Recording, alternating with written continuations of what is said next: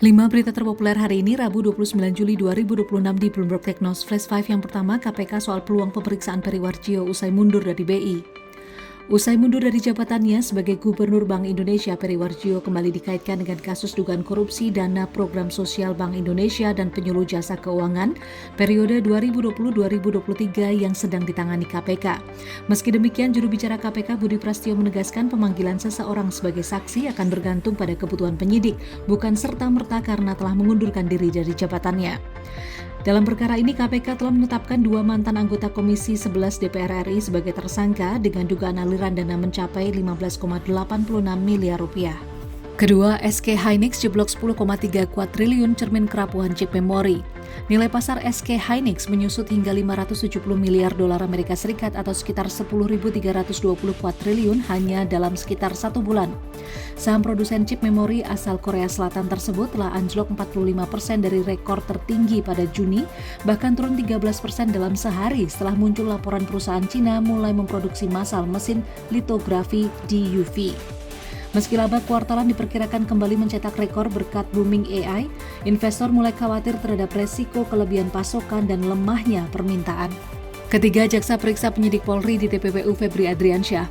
Kejaksaan Agung memeriksa seorang penyidik Polri berinisial HK sebagai saksi dalam penyidikan kasus dugaan tindak pidana pencucian uang yang menjerat mantan Jampitsus Febri Adriansyah. Selain HK, 2 saksi dari pihak swasta juga diperiksa. Dari 9 saksi yang dijadwalkan hadir, hanya 3 memenuhi panggilan, sementara 6 lainnya akan dijadwalkan ulang. Febri sendiri kini telah ditahan di rutan KPK Cabang Jakarta Timur. Keempat, kas Unilever atau UNVR tergerus margin kotor susut. PT Unilever Indonesia Tbk mencatat kas dan setara kas turun tajam 69,6% menjadi 1,74 triliun rupiah pada semester 1 2026, terutama akibat pembayaran dividen sebesar 4,33 triliun rupiah.